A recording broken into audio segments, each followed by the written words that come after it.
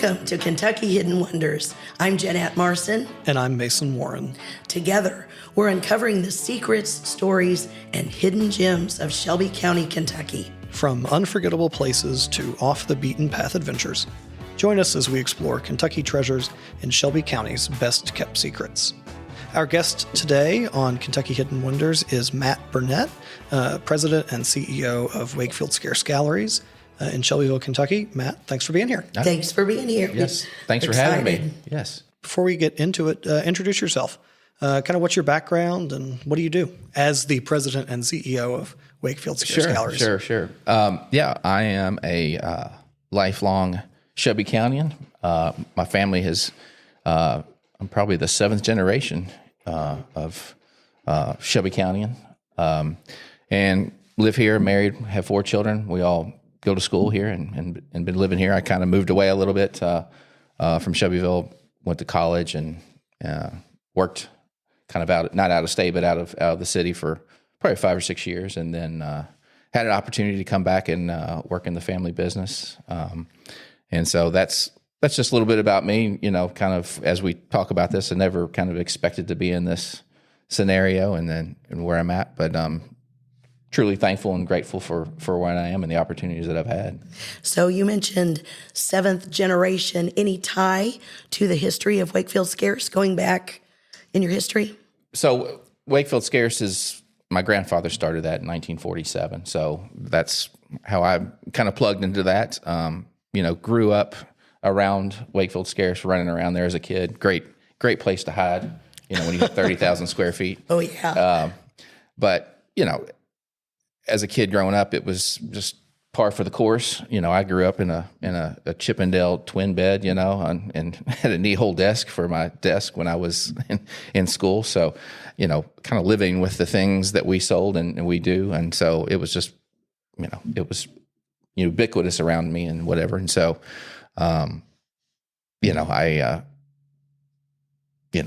Well, let's go back in history to the very beginning. Okay. Because that's the hidden gem, the thing that's the coolest other than your incredible gallery right now. Right.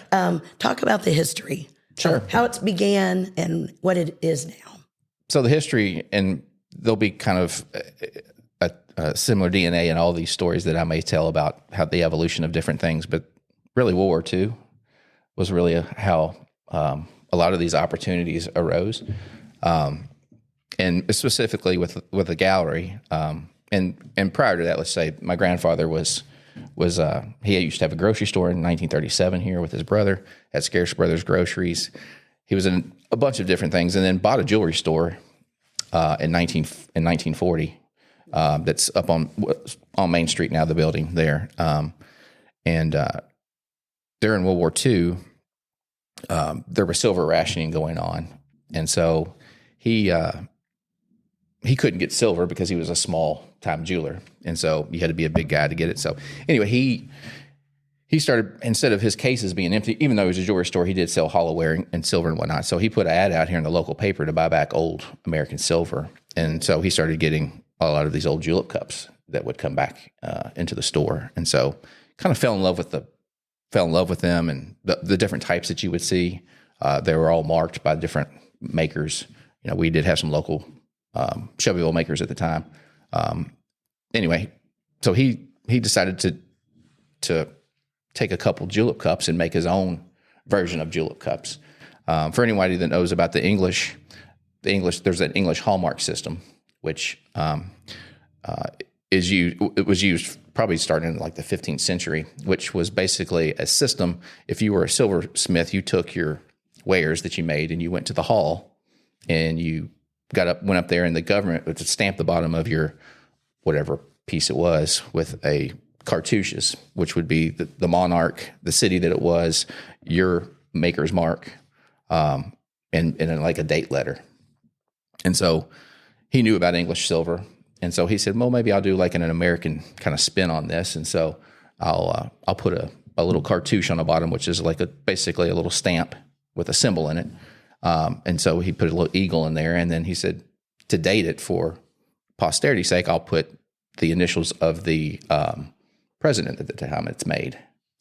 And so this was like I said, right at the end of World War II, when it was over, but he couldn't get silver. So that was a way for him. And so he still couldn't get silver at this point, but he had come up with the idea. And so he, there's some in his writings, he wrote about kind of decision makings and things like that. He wrote that he went to New York and cried some big tears to get some silver from one of these, silver companies. And so got the first kind of, and silver, they come in discs.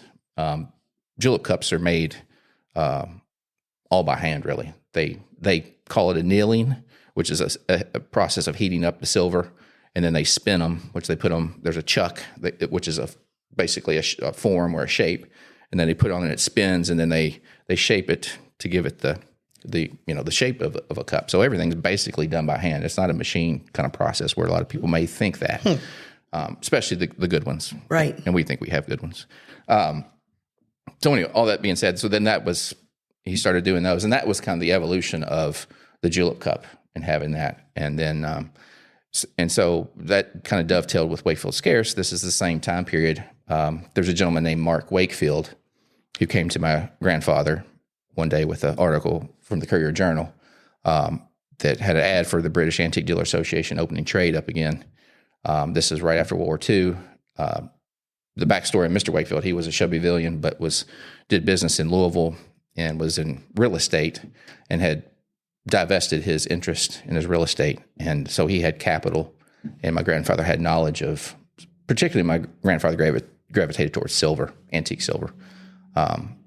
But he came back, and Mr. Wakefield was a little bit older than my grandfather, but he said, hey, why don't you go to England and buy some of these antiques, and we'll try to sell them and whatever. And my grandfather's like, whatever, we're just a country boy jeweler. This is 1947, where Shelby County is still, if not the largest, burley tobacco producers in the state. That's kind of where we are. Just downtown's, they're really the hub of the city. Everything else is mostly farmland. But Mr. Wake comes back, I guess, probably a week later with a plane ticket to England. And so, as I say, the rest is history. But so how that business in World War II and all that, and then where we are today, which is in the Science Hill Female Academy, the school. So how that business idea and the school kind of got married together is once the school ceased to be a school. So it started in 1825, ran to 1939. The Depression finally got the best of it. The Pointer family, which was the second family that ran the school, the father had passed away. Times got hard with the Depression. So they shut down the school, still rented out rooms to local, mostly widowed ladies. And these were the rooms the girls lived in. But in the big part of the school, there was a chapel. So that was not being used. That was a large, it's probably about 3,500 square foot space, but it's 16-foot ceilings in there. So my grandfather and Mr. Wakefield started renting that. And so when the first rail car of antiques started coming in, that's where they housed them. And so they put them in there, and then they would auction them off at the end of the season and kind of redo the thing. So he was always running up and down 6th Street between his jewelry store and, the storefront there at Wakefield-Scearce. And so that's where we started in 1947 doing that. And so we did that. He did that for 14 years before he actually took the plunge and bought the whole building, the whole, 30,000 square foot building. Mr. Wakefield kind of bowed out after about 4 years, said he was going to go back to his first love, real estate. My grandfather said, hey, can I keep the name? We've got a little something going here. And so he was like, sure. So that's kind of how we started. And the rest is history. Yeah. Oh, and I have to say, I am struggling with laryngitis, so excuse my voice. I forgot to say that earlier. So going back to the silver, I guess it's easier to get silver now. Oh, yeah. And you make your own cups, right. Or yeah. get the silver. So we have craftsmen that make cups, and so like I said, we started doing those during the Truman administration. My grandfather found out pretty quickly. He got the silver in, as I alluded to earlier, from New York, and it came in, and he had a gentleman that was kind of a jack of all trades. Very just good with their hands, and they could do stuff. And my grandfather actually bought some equipment from there was like the Cincinnati Silver Company that had gone out of business. And, he's thinking, hey, we can just do this in-house, do this, whatever. He found out pretty quick that, it's a skilled, you got to be skilled to do this kind of work. Cause when you're spinning these cups, it's, you got to have a certain touch if when you do it, because if you do it too thin, then the cup breaks, especially when I say the cup, the body of the cup. So there's definitely an art form to the whole thing. And so he ended up finding somebody that would make them, head along partnership with them. And so for today, I mean, we still have a nice partnership, not with these folks, but another smaller firm. And this firm actually makes the Kentucky Derby Trophy that makes our cup. So I did not know that. Yeah. That's so neat fun fact. So it's a family business too that they have. So it's pretty neat. It's been a good partnership with them as well. So. And the other thing with kind of our cups, as I alluded to when we were talking about the hallmark system and the eagle cartouche and putting them on the bottom, dating them, we also send each president a cup their first term, and we'll send it and we'll put the seal of the United States, the presidential seal, and send it to them in a wooden box and say, congratulations, on your election and whatnot. Doesn't matter if you have an R or D by your name. Right.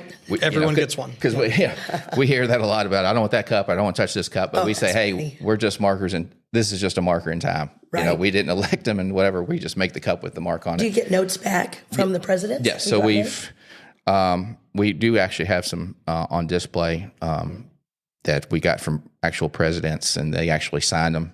As you've gotten further along down the line, they're just kind of boilerplate. The form letter type thing. Yeah. Thank you. But we do have some from like Lyndon Johnson, Eisenhower, and things like that. Gotcha. That are actually signed by them, which is kind of fun. And the other thing kind of with our cups that not only can you date them when they're made in a 4-year period, and I guess I should also say if it's a second term, it's denoted with a Roman numeral 2 after the name. The other kind of maybe quirky thing too is when you see our first cups, the Truman cups, we only put HT on the bottom. We didn't put all 3 letters on the bottom. So since then we've put all 3 letters, except with, we call him Daddy Bush, but George Herbert Walker Bush. Right. We have 4 initials on the bottom for that. So those are kind of a little different than normal. But, and then the other thing is once we make those cups during that 4 period, once that president leaves, we cease to make that cup with that mark on it anymore. So, and we don't ever set out to make a certain amount. It's all supply and demand. Is however we make. So, we can forecast a little bit. Always when you have a new president, like the new ones that came out with the Roman numeral 2, we'll have an uptick in sales just because we know we have collectors that collect the whole set. So right now we're up to, I guess this is our 20th cup that's come out. And so we've got folks they don't care if they're Republican or Democrat, they just want the whole collection. And so we always have, we have a list right now that we still have a waiting list of trying to our craftsmen to get those, because we don't even make the cup. I mean, until after inauguration, so we don't make them. We want it to be purely. This cup was made once they were during that term. Yes, it's not a. Gotcha. They're sitting on the shelf and this, that, and the other. We make them. We try to hold firm to that and make it as authentic as possible. That's definitely a hidden gem and wonder. Definitely, absolutely. Yeah. So, since receiving one of the cups or a julep cup as a gift, have any of I know you've had letters written and responses, but have any presidents become regular customers or anything like that? Yes, we've had, I guess our biggest one would be Lyndon Johnson. He, he ordered 650 one year for his cabinet members. Oh, really? Very cool. So he actually, he ordered some beforehand, and what the story goes was that he was at a cocktail party with juleps there. I think he was talking about the cup, and somebody had said, well, if you like just how the style of the cup or whatever, you look on the bottom, and it has his initials on the bottom of the cup. So, and so that kind of got us on his radar. His secretary had called and talked to my grandfather, and they've ordered just a few, just kind of a trial run, I think, from what the writings, his writings. And so then I think it was September, October, from what he wrote, the president actually called him up on the phone, and they, as he called it, did a little horse trading. And some from what people said about Lyndon Johnson, that was probably very true. But my grandfather was like, well, Mr. President, that's a tough order to 650 cups in this amount of time. Like I said, as I alluded to before, these are handmade.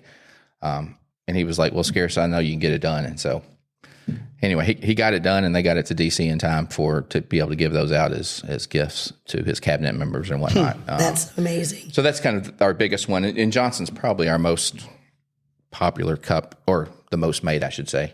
I'm sure my grandfather probably pushed those pretty hard after he knew that they were president using. The other presidents we've had, I know the Bush family used them as well.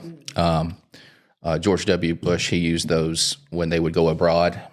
He would use those as gifts to dignitaries when he would show up. So we'd have our box there in a presentation box, and the seal of the president on there, and sometimes a little note on the back to denote the visit or whatever. So anyway, that was kind of another one. And then we've also, I know the ambassador to England from the U.S., Matthew Barzon, I believe his name was. He bought one to give as a christening gift for Prince George a few years ago. Very neat. Anyway, so now, apart from the julep cups, which is very cool, downstairs you have a really awesome silver collection. Mm-hmm. Is that like the largest silver collection in the world, or where did that come from? I just think it's neat looking down there.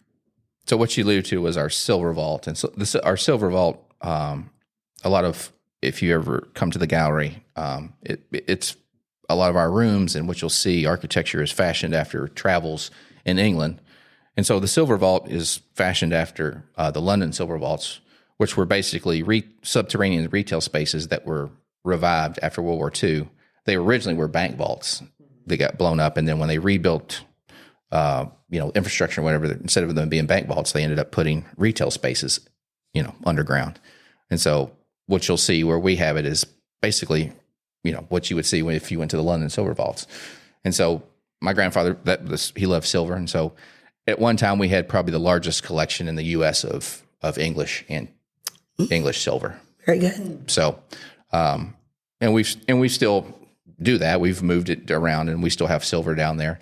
Our business is ebb and flows with times. And so people don't use silver as much, and maybe, have the large dinner parties as they used to, but there's still pockets of people that do, and we're kind of a survivor, I think, in the sense that we're still here and doing it. So that smaller pocket of people, they know what we do, and hopefully they'll come ring the register for us. Absolutely. Well, you must be polishing day and night, because it's always beautiful down there. Yeah. Silver. Well, and we also, there's a lot of polishing, but there's also a lot of these days a lot of preventative things that maintenance you can do prior or after you use a piece to kind of help put tarnish at bay a little bit more. So a lot of good products out there to help with that.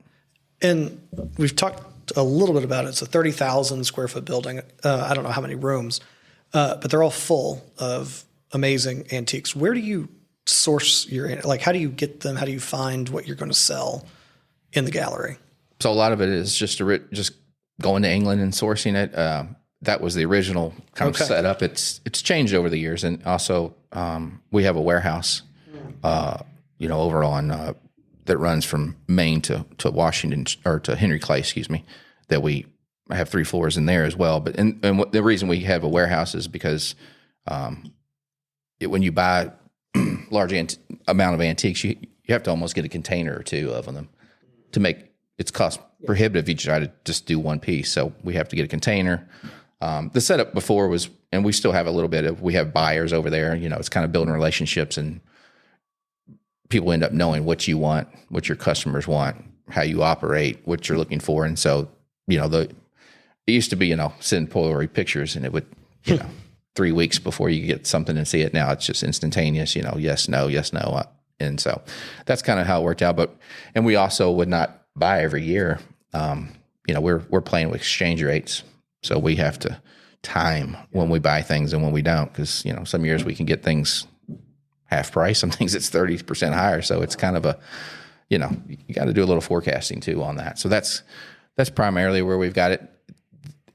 We used to say we didn't buy in our backyard, so to speak, which would be maybe the continental U.S. or even closer. But today, with just technology and, everything's online and at your fingertips, it makes it a lot easier to, you don't have to get a hold. I can buy things here stateside now. Oh, that's good. Just because so much was brought over here. I mean, right. our look had the heyday was probably, starting in the 70s, 80s, and 90s. It's changed, but there's still, again, there's pockets of people. It's just it's just not necessarily in vogue. We always say we're kind of in a deeper trough in the sense of the style and what the look is, but it'll come back at some point. I mean, if you look at what antiques, some of the pricing of that today versus buying something brand new, there's going to be an apex at somewhere where they cross up where it's going to cost more just to buy something brand new that doesn't maybe even have the history or the character or the material that withstands the test of time that antiques can. So, we're just holding strong to that, and that we believe that, and there's nothing wrong with new things. Don't get me wrong, but for those that love history and love to have nice things, and we're there for them. And you guys are very, very famous for your Christmas displays every year. Yes. And so talk a little bit about what it takes to get ready for Christmas, because it is, for those of you that have never been to Wakefield-Scearce or seen the Christmas displays, it is definitely something to travel for. But how long does it take to get ready? And tell us how many rooms. Just describe what it's like at Christmas. Sure. So we have about 30 display rooms, and in every room we do a different tree, a different theme. So it's a lot. And we've already, just to kind of give you the life cycle of it, we've already bought for this year. So there's markets all time of the year, but the big one is in Atlanta, and that was the second week in January. So we've already bought, and just now it's more processing and getting ready and all this. So we already had our themes ready and all this. And that's just the life cycle of how you do business today. Everything's kind of just-in-time manufacturing for certain things. If you want it, nobody keeps anything on shelves, so you've got to get your orders in early and often, and even then, you're not guaranteed to get things. Now, do you design, or do you have is it your whole team? How do you decide how to make it glorious like you do every year? So we have a Christmas coordinator. Okay. And that's basically... What a fun job. Yeah, that's basically, for the most part, her singular job is, just to come up with the themes, come up with the ideas, and that's ornaments, we call sit-arounds, ribbons, colors, all the things that kind of tie together what the room looks like, and so where it will be, all the different, is it going to be a bedroom? Is it going to be an office? So all those different things, and that's kind of her job, is singular job. And then the rest of us, we're there just to support her. We may help her move things, or say, yeah, that's probably this, that, or the other. But yeah, she comes in with the vision. Correct. Gotcha. And we may say, obviously I'm the money guy and I have the purse strings, so I do have to give them a budget. Right.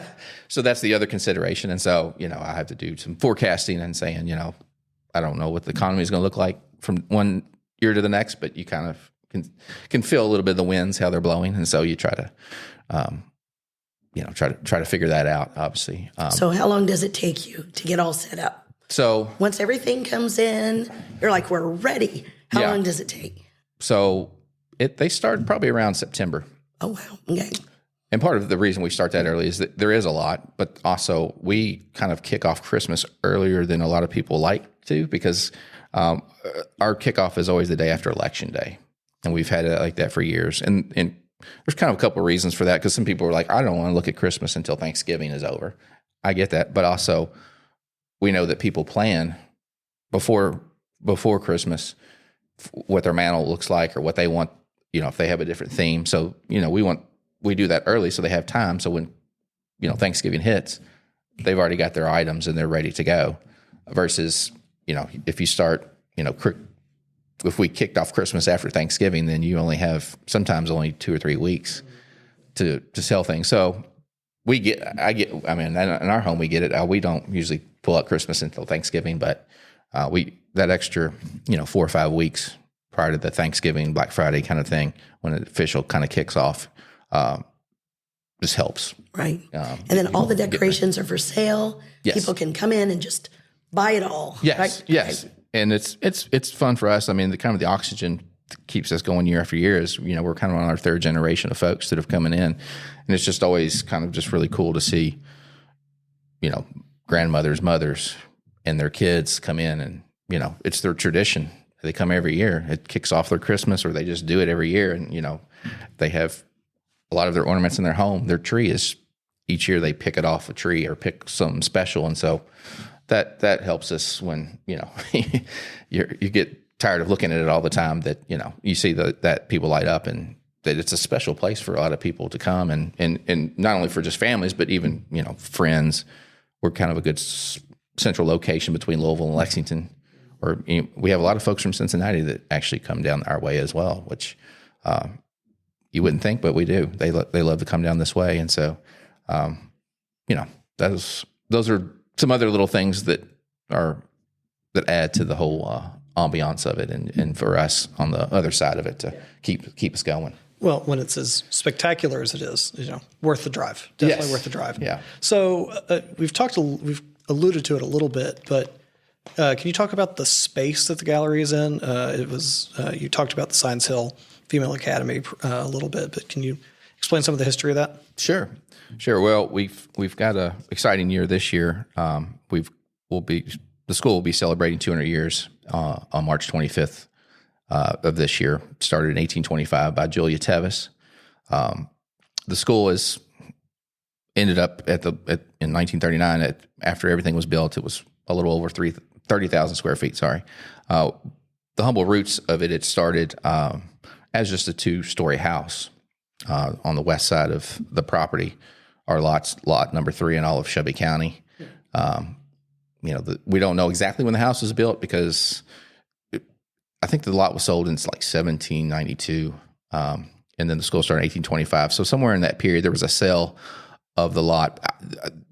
The records got destroyed, so there wasn't. But because of the appreciation of a sale prior to 1825, the Tevises, we figured there was some kind of structure on there.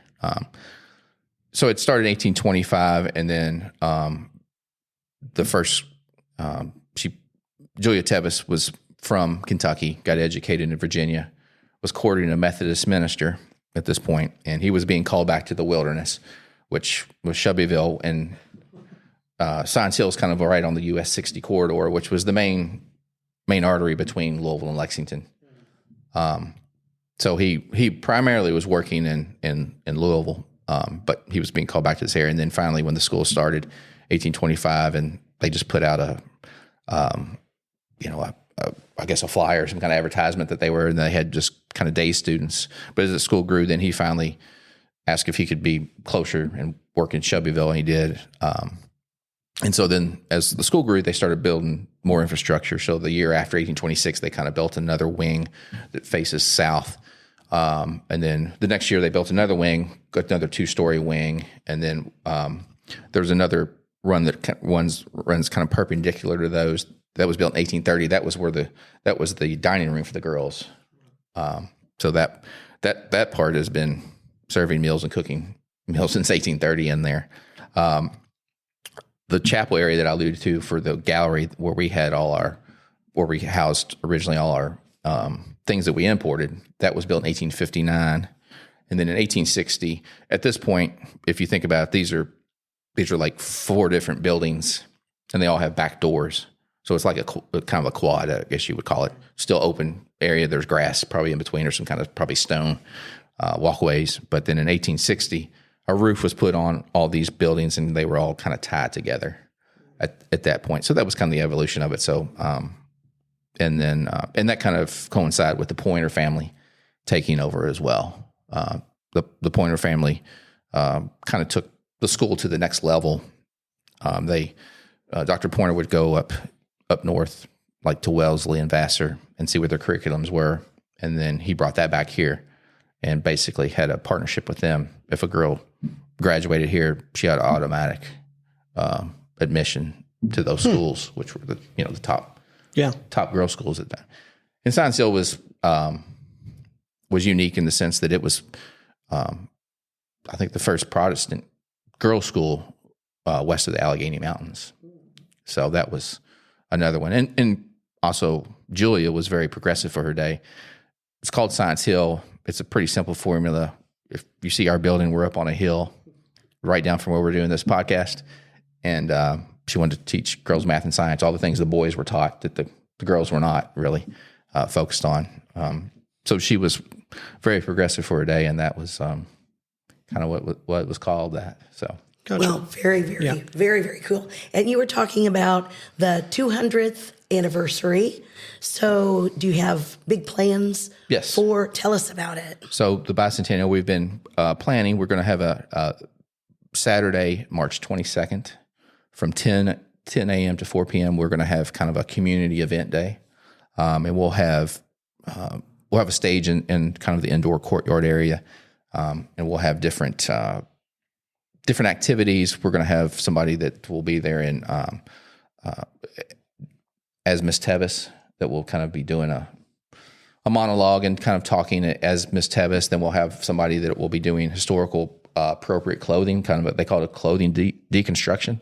So you'll be able to, on the men's and women's side, so you'll be able to kind of see what they wore and how they wore it and those things. One fun thing we'll have a spelling bee. Yeah. Very good. And then we'll have some other folks up there that will be kind of being like science teachers of the time. And then in the rooms, we'll have different, kind of different easels and different props and things that kind of, as you walk through the building, kind of be like, well, this room was used for this, or this is where the girls lived, and this is how many lived in there, and things like that. So that day, and we'll have people kind of on the campus as well that will be, like a leather maker, maybe a woodworker, people that were in that time period and how they worked and whatnot. I think we may have a couple food trucks over there as well, just, for people to have lunch and whatnot. And those, we will have a schedule of times. We will be posting that to our website and then also Facebook and kind of Instagram. And then that evening, starting around 6:00, we're going to have a bicentennial dinner. It'll be reserved only to 75 people. Tickets are $75 each. So we'll start a cocktail hour, and we're going to have a period appropriate punch, kind of a liquor punch. I don't know exactly what it's called, but they're going to make a punch for that. I think we'll have some wine. We're going to have live entertainment, somebody playing the piano for a little cocktail hour for about an hour and a half. And then we will have dinner start at 7:15, and we will have a speaker kind of speaking on Julia actually wrote about her thoughts on the first day of the school when it opened. And so we're going to read from her book with that kind of an opening. And then we'll have, I may talk a little bit, just saying hello and welcome. And then we'll have another, hopefully, speaker kind of talking about historical, maybe just even education in Kentucky and how that all ties in there. And then we're going to have a kind of we'll have a period appropriate meal out of an old cookbook from, I think it was 1827 or something like that. That sounds fabulous. Sounds very fun. Yeah. So how do I have a ticket, but how do other people get tickets? Sure. The biggest thing will be if they go to our Facebook page. That's probably we'll have a flyer there. We'll put flyers out as well, but it'll be a QR code on there that you can scan with your phone. That's probably going to be the easiest way, because if things change, then without making it set, we can always change things and make it a little more fluid. But that's pretty much the set schedule there. But they go to Instagram or our Facebook or even our website, Wakefield-Scearce.com/events. You should be able to find all the information there. Or hopefully you already liked our page on Facebook. If not, go like it, please. But and on Facebook, your Wakefield-Scearce Galleries? Yeah, okay. Just Wakefield-Scearce. Okay. Just gotcha. Wakefield-Scearce, yeah. So, and that's, yeah. So we're excited about that, So we're, and we'll probably have some other things throughout the year. I mean, we'll be celebrating all year, but this will be the main kind of kickoff for celebrating the 200th year. Very, very exciting. So people are going to probably listen to this, and they're going to want to rush over to Wakefield-Scearce Galleries. What's your hours, like on a regular basis? Sure. Days and So hours? right now our winter hours are Wednesday through Saturday from 10 a.m. to 4 p.m.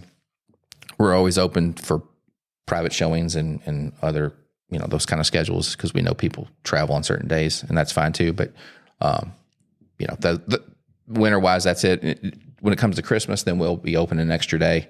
We'll be open Tuesday through Saturday, but that usually doesn't hit until October, November. So that's kind of our main schedule right now. But, yeah.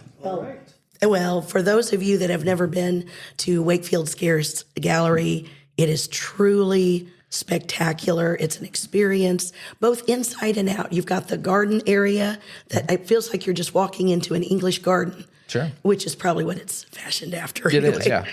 Yeah, and we know some people don't like antiques, but we still say come on out, because even if you can appreciate some history. Oh, the history behind everything. And the things, yeah, you can come bring a lunch, sit down in our courtyard, inside or out, and then enjoy the thing. I mean, we have a lot of things, walls of photographs and manuscripts and report cards and just some, paraphernalia and things like that from the school that you can get caught up on it. You can see their curriculums. You can see what, the grades. You see what the girls wrote about. Even kind of up on the third floor, there's the window panes up there where the girls lived. There's etchings of their with rings, diamond rings, that they would put their names in there and the dates and stuff like that. So definitely history around every corner, whether you're into antiques or just historical buildings. It's been a good marriage for what we do business-wise, and a good historical property. So, well, I remember you showed me the boiler room.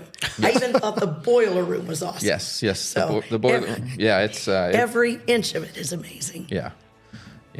All right. Well, thank you for being here. And then I don't have any other questions. Do you have any? I do not. Thank you so much for being here. Yeah, we appreciate you. Thank you all for inviting us and come see us. Absolutely. Perfect. Thank you.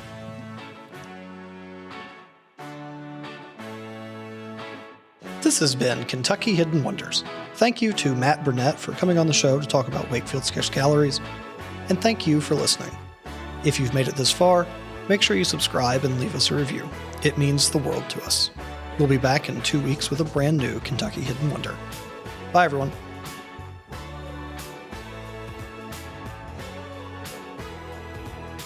Kentucky Hidden Wonders is a Shelby KY Tourism production. Your hosts are Jeanette Marson and Mason Warren. To learn more about Shelby KY Tourism and to start planning a visit, head to visitshelbyky.com.